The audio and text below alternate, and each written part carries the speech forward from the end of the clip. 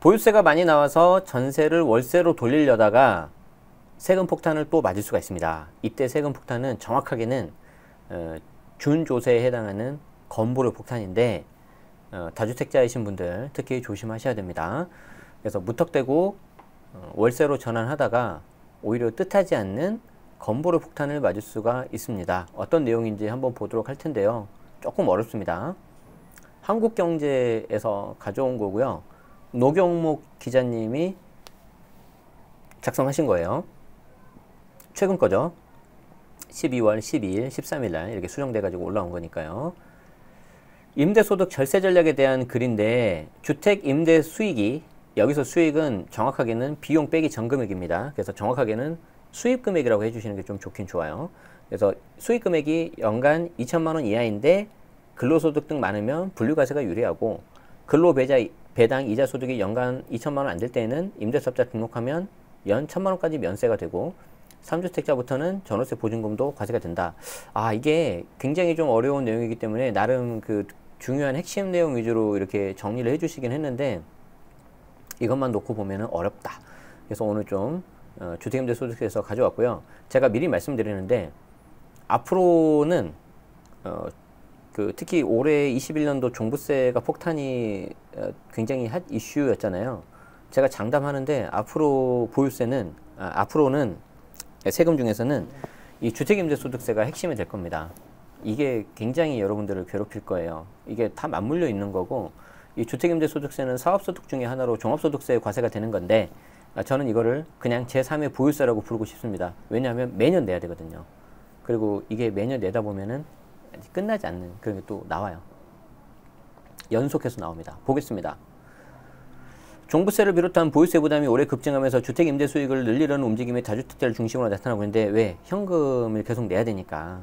그래서 전세는 월세로 전환하고 있던 월세는 인상하려는 거다.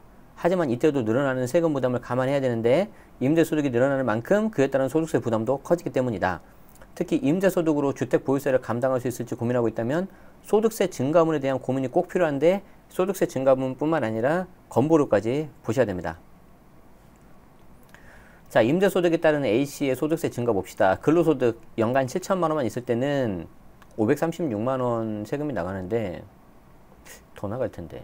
어쨌든 이거 이제 본인 근로소득에서 나가는 거고요. 여기에 월 200만 원 월세를 추가로 받으면 연간 2,400이 돼버리잖아요. 그러니까 비용 빼기 전에.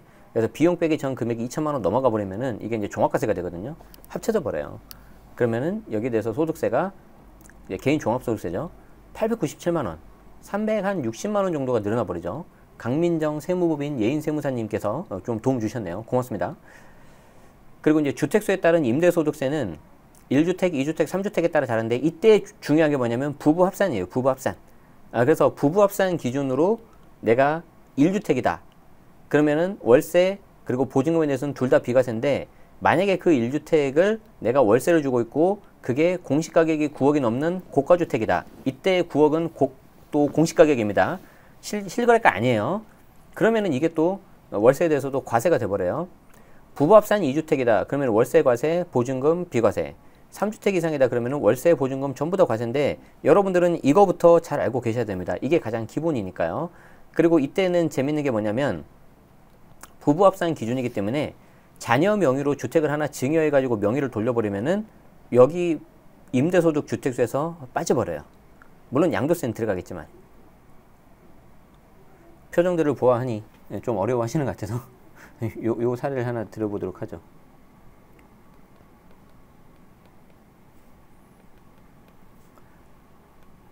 자, 여기 보시면 아버지 이름으로 A주택이 있고 어머니 이름으로 B주택이 있어요. 그리고 밑에 자녀 이름으로는 현재 주택이 없습니다. 이렇게 같이 살고 있어요. 자, 이렇게 1세대입니다. 1세대. 생계를 같이 하는 가족이에요. 그러면 양도세 기준으로 할 때는 세대 기준 주택수잖아요. 몇 주택이에요? 2주택이죠. 그렇죠? 자, 그런데 임대소득 할 때 주택수는 몇 주택이에요? 이때도 2주택이죠. 부부합산이니까. 여기는 세대 기준이고. 어차피 부부가 다 갖고 있으니까 2주택, 2주택 똑같아요. 그런데 이걸 잘 보세요. 자, B주택을 자녀한테 증여해버려요. 그럼 여기서 재밌는 일이 벌어져요. 자, 양도소득세 기준, 세대기준 주택수 몇 주택이에요? 여전히 2주택이에요. 그런데 임대소득 했을 때 기준은 어떻게 돼요? 부부합산이잖아요. 부부합산이기 때문에 부모 세대는, 부부 합산은 1주택. 1주택이니까 어떻게 되는 거죠? 비과세 들어가 버리는 거죠. 자녀는 어떻게 돼요? 자녀는 부부 없으니까 자기 혼자 하잖아요. 그러니까 1주택이죠. 그러니까 얘도 비과세 들어가 버리죠. 그러니까 이렇게 해버리면은 비록 양도소득세에서는 똑같이 세대기준 2주택이니까 뭐 비과세는 양도소득세 비과세는 못 피할 수 있지만 임대소득 비과세는 만들 수 있다는 거죠. 이해되시죠? 예, 그래서 내가 비록 양도소득세는 같은 세대로 있으니까 내가 어떻게 할지 못하지만 이렇게 증여해버리면은 이렇게 가가지고 임대소득은 내가 없애버릴 수가 있다는 거죠. 물론 그리고 나서 나중에 자녀가 크면은 여기를 별도 세대로 해버리면은 양도소득세도 줄일 수 있어요. 그건 나중에 이제 자녀가 뭔가 이렇게 좀 소득이라든가 뭐 혼인을 했다거나 그런 게 됐을 때 아시겠죠?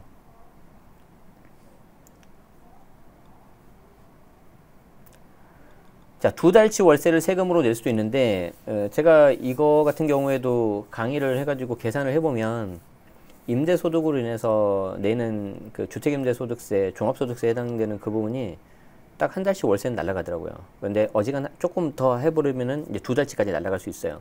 그리고 거기서 끝나는 게 아니고 예를 들어서 뭐 피부양자로 있던 사람들이 요거에 대해서 임대소득세 내면은 지역가입자가 전환돼가지고 그 건보료가 또 폭탄 나올 수 있거든요. 그럼 그게 또 월세 1달치 많으면 2달치 날아갈 수 있어요. 근데 그거는 그 개인에 대한 재산에 따라서 다 다릅니다. 주택임대소득은 사업소득으로 분류돼서 근로소득 등 다른 소득 합산해서 종합소득세로 납부해야 한다. 이때 부과되는 세율은 합산된 소득 규모에 따라서 6에서 45%. 그런데 이게 매년 5월달마다 내야 되는 거기 때문에 저는 제3의 보유세라고 말씀드리고 싶어요. 다만 주택임대소득이 연간 2천만 원 이하라면 임대소득만 따로 빼내 분류과세를 받을 수 있는데 이때 2천만 원은 비용 빼기 전 금액. 계속해서 말씀드립니다. 비용 빼기 전 금액. 비용 빼고 나서 2천만 원이면 해볼만 하다는 거죠. 그래서 헷갈리면 여러분들한테 분리한 게 맞아요. 아시겠죠? 근로소득을 비롯해서 다른 소득이 많다면 종합과세보다는 분류과세가 유리하다. 합산돼 버리니까. 주택 임대 수입에서 50%를 필요경비로 제하고 200만 원을 기본공제해서 과표가 크게 낮아지기 때문인데 여기 적용되는 세율은 14%. 그런데 이제 간혹 가다가 종합과세가 유리한 분이 있어요. 본인 소득이 되게 낮으신 분. 그럼 최저 세율 6% 적용될 수 있거든요. 그럼 여기 14%보다 더 낮아 버리잖아요. 그래서 이때는 종합과세가 유리한 경우도 있는데 좀 예외적인 케이스라고 보시면 되고요. 지방자치단체 및 세무서의 주택임대사업자로 등록을 하면 필요경비 인정률은 60%, 기본공제는 400만 원까지 늘어나는데 이 같은 점을 종합하면 근로소득 등 다른 소득이 연간 2천만 원 이하일 때 주택임대사업자 등록을 해서 연간 1,000만 원까지, 미등록자는 연간 400만 원까지는 임대소득에 따른 세금을 내지 않아도 된다. 도대체 이게 뭔 소리냐? 이게 이거죠.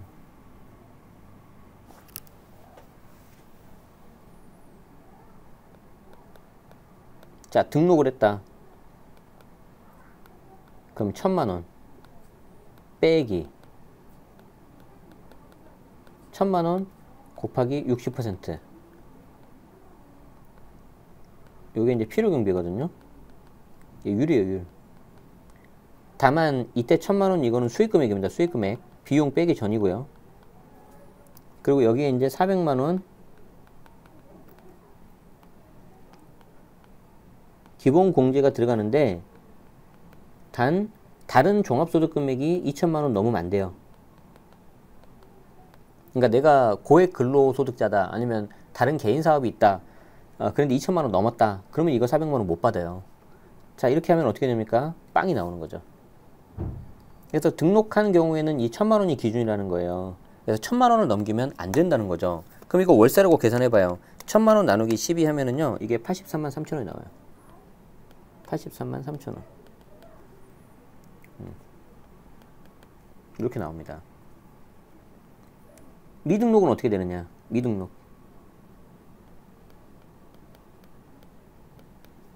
미등록은 이게 400만원이 나와요. 왜 그러냐면 미등록 같은 경우에는 이게 60이 아니라 50으로 내려가거든요. 그리고 기본공제가 200으로 내려가는데 이것도 마찬가지로 다른 소득이 2천만원 넘으면 안 돼요. 이렇게 되는 거죠. 이렇게 400만원. 그러면 미등록 400만원인데 이거를 월세로 나누면 어떻게 되느냐? 33만 3천원이 나오죠. 33만 3천원. 33.3만원. 그래서 우리 아까 채팅창에 어떤 분이 남기셨죠? 40만원 월세 받았다고 피부양자 자격 박탈돼 버렸습니다.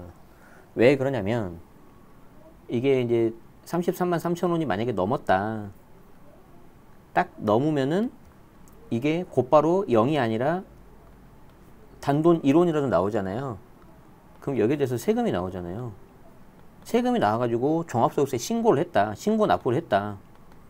그럼 여기에 대해서 5월달에 이걸 하지 않습니까? 그럼 이 5월달 자료가 그대로 공단에 넘어가요. 그럼 공단에서 그해 11월달에 지역가입자 바꿔버려요. 피부양자 자격 박탈시켜버려요. 그런데 해필 이걸 갖고 계신 분의 명의로 막 고가의 자동차가 있고 또 다른 주택이 있다 그러면은 건보료가 폭탄 나올 수가 있는 거죠. 그러면은 월세 한 달치 두 달치 날라가 버려요. 그러면 그렇게 되는 거죠. 그래서 저것 때문에 저도 30만원으로 맞췄다고 지금 나오잖아요. 지금. 하지만 현실적으로 종부세 대상의 주택을 소유한 자산가의 근로배당 이자 소득 총합이 연간 2천만원을 못 미칠 가능성은 낮다. 그러니까 이건 다 있다는 거예요. 그래서 아까 말씀드린 기본공제 400만원, 200만원은 거의 다 못 받는다고 보시면 되는 거죠. 그러면은 훨씬 더 금액이 줄어버리는 거죠. 연간 7천만원 근로소득이 있는 A씨가 아파트 임대료 월 200만원 임대소득을 올리는 경우로 가정해보자. 부양가족이 없다고 했을 때 A씨가 근로소득만으로 내는 건 아까 그림에서 본 것처럼 536만원인데 2,400만원 임대소득이 더해지면 소득세 총액은 897로 이제 종합과세가 된다는 겁니다. 세금 증가폭이 월세의 두 달치에 해당하는 361만원이다. 그렇죠. 그러면은 A씨가 실제로 손에 드는 금액은 2,039만원으로 줄어든다. 그나마 이 사람은 근로소득이 쓴 직장 가입자니까 괜찮아요. 근데 만약에 피부양자가 이렇게 돼버렸다. 그러면 여기서 건보로 또 내야 돼요. 취득세, 양도세 등과 마찬가지로 주택임대소득세 부과도 보유주택세에 따라 달라지는데 우린 이건 앞에서 봤어요. 공시가 9억을 넘는 요것도 우리 앞에서 봤고, 그리고 3주택 이상부터는 보증금에서 3억을 제한 금액의 60%에 대해서 정기예금 금리 2021년 기준 연 1.1%로 곱한 금액을 임대료 수입으로 간주하고, 지금 기준금리가 계속해서 오르고 있는데 이거 오르면 내년도 2022년은 또 1.2가 아니라 뭐 1.6, 1.8로 또 올라갈 겁니다. 임대차 계약은 집주인과 세입자 사이에서 이루어지지만 국세청은 대부분 사실관계를 파악하고 있고, 왜냐하면 임대차 계약 신고 내용과 전세권, 임차권 등기 내용을 지자체로부터 다 받고 있거든요. 그래서 전월세 신고자 하는 겁니다. 그냥 하는 게 아니고요. 그리고 상대적으로 월세 계약이 훨씬 과세 포착이 쉽다고 해요. 전세보다. 강민정 세무법인 세무사님은 아까 우리 위에서 나온 거죠. 그분이시죠. 소득세는 인별과세인 만큼 소득이 없는 가족이 해당 주택 소유권을 넘겨받아 월세를 받으면 소득세 부담을 줄일 수 있다. 그러니까 이제 소득이 없는 가족이 해당 주택 소유권을 넘겨받아 월세 받으면 소득세 부담을 줄일 수 있다. 아까 우리 이런 케이스로 보시면 되겠어요. 요 케이스. 이 케이스 기억나죠? 그래서 모친이 자녀한테 증여해보는 거죠. 물론 이제 증여할 때 취득세하고 증여세 또 내야죠. 그래서 그거 잘 생각해 보시고 하셔야 되고요. 얘가 만약에 미성년자다 그러면은 증여세를 좀 많이 내야 되겠죠. 뭐 근데 미성년자라고 임대사업을 하지 말라는 법은 없잖아요. 그렇죠? 이 경우 건강보험 지역가입자로 분류돼서 건보료가 늘어날 수 있는데 임대 수입을 연 400만원 이하로 책정하면 피부양자 자격 유지에서 건보료 부담이 없다. 그래서 만약에 이 자녀가 성인이라고 했을 때 피부양자인데 이렇게 넘겼어요. 근데 여기가 만약에 400만원 미치다. 그리고 다른 소득이 없다. 종합소득 금액이. 그러면 건보료 이슈가 없겠죠. 이게 빵이 돼버리니까. 그런데 그게 만약에 넘어갔다? 그러면 여기가 지역가입자 전환되면서 피부양자 자격 박탈되면서 여기 하나 있던 여기 집에 대한 건보료가 또 나오겠죠. 뭐 요 하나만 있으면 그렇게 많이는 안 나올 거예요. 그런데 그게 또 모으면은 될 거고, 아까 한 달 월세가 400만 원 이하로 해야 되니까 33만 3천 원이었잖아요. 얘 한 달치 정도는 나오겠죠. 1년치 건보료 모아버리면은. 한 달에 33만 원 나오진 않고, 건보료가. 2, 3만 원만 나온다 해도 1년이면 30만 원 넘어버리잖아요. 그래서 좀 그런 식으로 나올 수 있을 것 같아요. 그리고 이제 한 가지 이슈가 지금 여기 기사에는 없는데, 아, 그래, 그러면 나는 저기 월세는 그대로 두고 관리비를 올려야지, 이렇게 하는 경우가 있는데, 그 부분도 이제 계속 좀 시간이 지나면 들여다볼 것 같아요. 지금, 세무당국에서는 뭐라고 하냐면은, 통상적인 그런 관리비 말고, 공용 부분에 대해서 받는 관리비는 뭐 별 이슈 없고, 개별 관리비를 따로 받는데 그게 통상적인 수준을 넘어서면은 그것도 과세 대상이다라고 원칙적인 이야기만 하는데, 그게 이제 점점 심해지고 그런 쪽으로 많이 하다 보면은 좀 뭔가 이슈가 생길 것 같아요. 뭐 월세가 50인데 관리비가 막 80만 원 이래요. 누가 봐도 좀 이상하잖아요. 그래서 이제 그런 부분도 나중에 좀 추가적인 내용들이 나오지 않을까, 그 생각을 해봅니다. 아시겠죠? 그래서 저는 마무리를 좀 하자면, 앞으로의 여러분들에게 정말 또 하나의 어떤 이슈가 되는 게, 대응을 해야 되는 것 중에 하나가 바로 이 주택임대소득세라고 생각을 하는데, 종부세보다 더 큰 이슈가 될 수 있어요. 종부세는 지금 상대적으로 그래도 소수고, 물론 이제 몇 년 지나면은, 한 4년 정도 지나면 서울 아파트 갖고 있는 사람이 한 20% 이상의 종부세 대상이라고 하죠. 그러지 않길, 이제 그렇게 안 되길 바라는데, 이게 이제 종부세보다 왜 이게 문제가 되냐면, 잘 보세요. 이제 내가 주택을 두 채 이상, 세 채 이상 가지고 있어서 임대소득을 낸다 그러면 어떤 일이 발생하냐면, 일단 여러분들이 제일 먼저 생각하는 게 7월 재산세죠. 그리고 9월 재산세 한 번 더 내죠. 이제 토지분, 건물분 이렇게 나눠가지고 내지 않습니까? 그리고 나서 12월에 종부세를 내잖아요. 자, 근데 그게 끝이 아니고요. 내가 이렇게 한 바퀴를 돌아가지고 이렇게 다시 가면은 5월 달에 뭐를 내냐면은 종합소득세를 내요. 이때 주택 임대소득에 대해서, 사업소득에 대해서 내잖아요.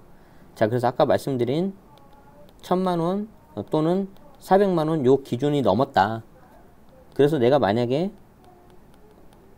피부양자인데 지역가입자로 전환이 됐다. 그러면은 요 해 11월 달에 공단에서 연락이 와요. 지역가입자로 전환하겠다. 이런 건 귀신같이 알아요.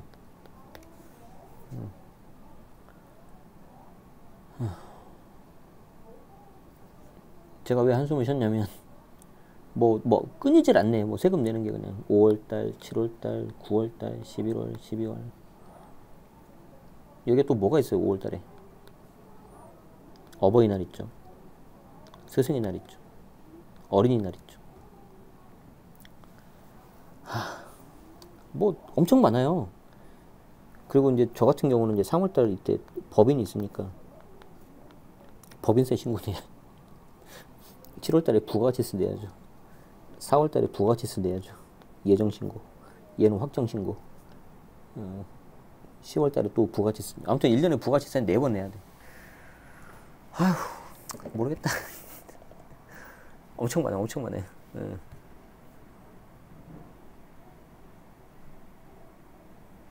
광교에 월세 사는데 임사 집주인분이 83만 원 받으시는 게 이것 때문인가 봅니다. 시세보다 싼 이유가 있나 봐요. 그쵸. 자, 어쨌든 그렇습니다. 지금 상황이.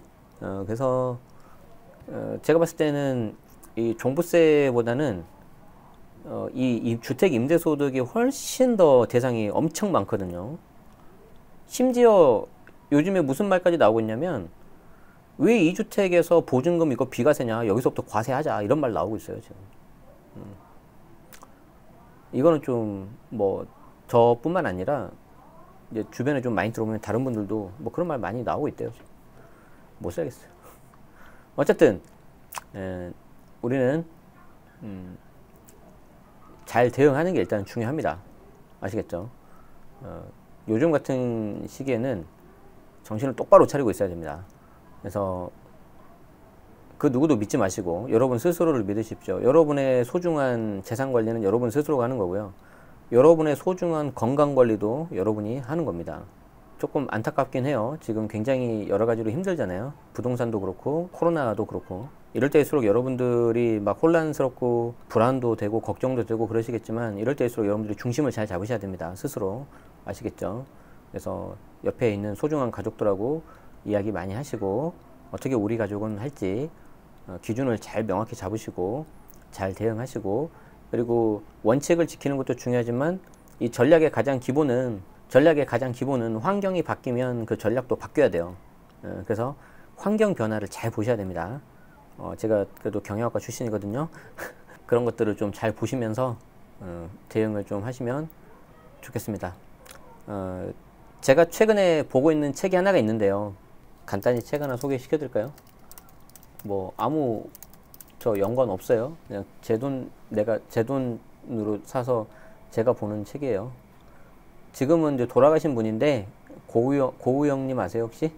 18사력 이거 보고 있는데 중국 역사에 대해서 이제 쭉 정리를 한 건데, 정말 재밌게 보고 있는데 만화책이거든요. 근데 진짜 어떤 느낌이 드냐면, 야 정말 옛날이나 지금이나 똑같구나. 그런데 그 중에 이제 여러 사례가 나오는데, 백성을 힘들게 하고 너무 과하게 세금을 걷어서 잘된 케이스 못 봤어요. 그냥 책에 나와서요. 그냥 책에 나와서 그냥 말씀드립니다. 아시겠죠? 뭐 왜 제가 책에 있는 내용을 말씀드리는지 잘 알아들으셨을 거라 생각이 들고요. 도저히 나는 무슨 말인지 못 알아듣겠다 그러신 분들은 옆에 배지를 다시면 제가 멤버십 특강 한 달에 한 번 하고요. 정규 과정도 또 다음 달에 하는 거 모집을 하는데 속 시원하게 말씀드리도록 하겠습니다. 여기는 이제 또 불특정 다수분들이 많이 보시는 거기 때문에 이 정도만 말씀드리도록 하죠. 어쨌든 그게 뭐든지 저는 과하면 안 된다고 생각을 합니다. 과유불급입니다. 뭐든 적당히 해야 됩니다. 그래서 여러분들도 그거 좀 생각하시면서 건강관리 잘 하시고 여러분의 소중한 재산관리 잘 하시기 바랍니다. 날이 많이 추워졌습니다. 아시겠죠? 건강관리 잘 하세요. 계속해서 말씀드립니다. 그리고 이제 이번 달도 올해도 이제 2주 정도 남고 그랬는데 마무리 잘 하시고요. 아시겠죠? 늘 건강하시기 바랍니다. 오늘 긴 시간 또 함께 해주셔서 고맙습니다. 저는 다음에 또 뵙도록 하겠습니다. 도움 되셨다면 좋아요, 구독 부탁드리겠습니다. 고맙습니다.